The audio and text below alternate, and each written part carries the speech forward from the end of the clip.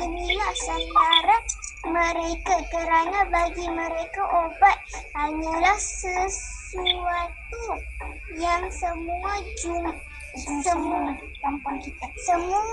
tanpa hakikat, dan hal ini benar pada sebagian obat menurut pandangan orang yang memahami ilmu kedokteran, tetapi tidak. Sekejap. Dokter macam mana tadi?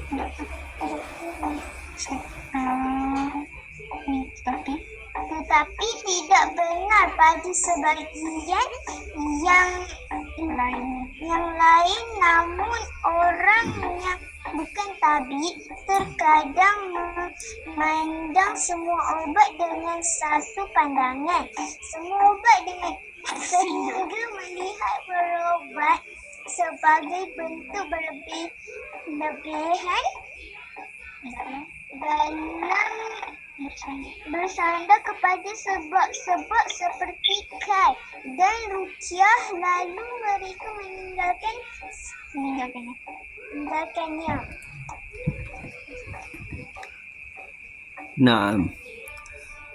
Nah, terima kasih, Masya Allah, berasa nonton Upin Ipin ini. Tayyib, Ukhti Ola, mohon maaf. Kayaknya sudah malam ya, sudah pukul 20:42. Jazakumullahu khairan katsiran. Semuanya sudah aktif untuk mengikuti kegiatan walaupun tidak kebagian semuanya. Jangan sedih. Ini adalah latihan saja. Sehingga adik-adik silakan dibaca sendiri sampai selesai. Ustadz Brili sudah terjemahkan itu capek loh ya nerjemahkan, dan sudah harokatan itu juga capek. Jadi adik-adik jangan sia-siakan kesempatan ini. Silakan baca sampai selesai. Ustadz Brili stop dulu sampai sini. Kapan-kapan kita baca lagi ya, dengan kitab yang berbeda, dan adik-adik harus siap, jangan malah mundur. Ini kayaknya pada mundur ya, wong biasanya rata-rata itu yang hadir sampai 28 orang, lah ini cuma 19. Itu pun Ustadz Brili pakai 4 akun ini untuk kali ini. Di room ini ada 4 akunnya Ustadz Brili, semuanya nge-record. Ya, berarti yang hadir dikurangi Ustazah Humairah, dikurangi Ukhti Ola, berarti yang hadir cuman membernya ada berapa berarti? 19 dikurangi 6 berarti cuma 13 orang ya, tapi tidak apa-apa, kita bukan mencari banyak-banyak orang, kita fokus belajar ya. Dan adik-adik beruntung kali ini belajar kitab Ihya Ulumuddin Ustazah Humairah, alhamdulillah, dan sekaligus terima kasih sudah dibantu share screen. Ustazah Humairah, barangkali nanti saya ada keliru tolong dikoreksi ya Ustazah Humairah ya. Nah, ini ana share screen untuk materinya. Jadi adik-adik enggak usah share screen, didengarkan saja. Jadi ceritanya kenapa Ustadz Brili menyajikan materi ini, karena mohon maaf selama ini ya kita sebagai manusia AI ya, karena kita hidup di zaman artificial intelligence kan, itu kita sudah terbiasa kalau sakit harus diobati segera, kalau sakit harus diobati segera, kalau sakit sedikit harus segera ke apotik, harus ke dokter, harus ke tabib dan lain sebagainya. Padahal adik-adik kalau baca kitab Ihya ini tadi, adik-adik akan menjadi tahu ada 6 alasan bolehnya tidak berobat, bahkan lebih utama. Ya, itu tadi baru dibacakan sama Ade Aisyah dari Malaysia itu ya, panjang banget ya. Ini senang Ustadz Brili ya dengar bacaan dari negeri Upin Ipin, itu asik gitu. Nah, terima kasih ya Ade Aisyah ya. Semoga nanti jadi ulama Ustadz doakan begitu, doakan juga putra-putrinya Ustadz Brili jadi ulama semuanya. Amin ya rabbal alamin. Termasuk semua adik-adik yang hadir di sini. Tapi perjuangan menjadi ulama itu masih jauh ya adik-adik ya. Masih jauh. Baca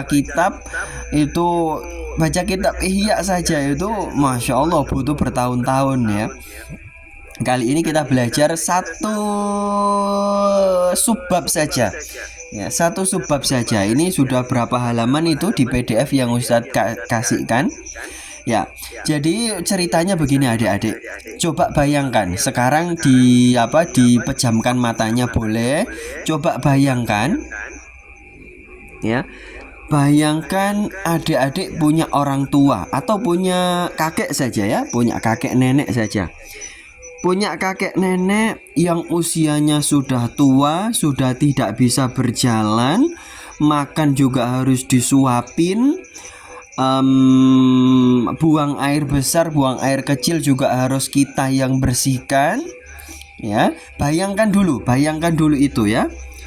Terus kemudian suatu saat karena kita sangat sayang kepada kakek atau nenek tersebut, kita sudah berjuang dengan berbagai pengobatan. Ya, pengobatan medis, pengobatan berupa doa, berupa ruqyah, berupa obat herbal, tidak ada efek sama sekali. Oke, bisa dibayangkan adik-adik itu. Padahal kita sangat sayang banget dengan kakek dan nenek ini. Atau ini bukan membayangkan ya, persiapkan diri adik-adik suatu saat mungkin suaminya, mungkin istrinya, mungkin ayahnya, mungkin ibunya, atau siapa saja orang terdekat, orang yang sangat kita cintai mengalami apa yang Ustadz ceritakan itu tadi. Oke. Dalam kondisi seperti itu, adik-adik masih tetap kepengen menyembuhkan orang yang kita cintai itu, ya. Terus suatu saat pada klimaksnya, pada puncaknya, orang yang kita cintai itu tiba-tiba memejamkan mata, tapi masih bernafas, masih bergerak, masih bernafas, masih bergerak, jantungnya juga masih aktif. Tapi kita tanyai, dia tidak merespon. Kita cubitin, dia tidak merasa sakit. Kita panggil, dia tidak menjawab. Tapi dia masih hidup. Bisa membayangkan adik-adik? Nah, Ustadz Brili beberapa kali mendampingi orang yang mau meninggal. Ya, dalam kondisi seperti itu, dia tidak merasa kesakitan, sama sekali tidak merasa kesakitan, tapi dia bernafas, dia masih sedikit bergerak, jantungnya masih aktif, tapi tidak membuka mata, tidak berbicara, tidak merasa sakit apapun. Coba, apa yang adik-adik lakukan dalam kondisi itu? Apa yang adik-adik?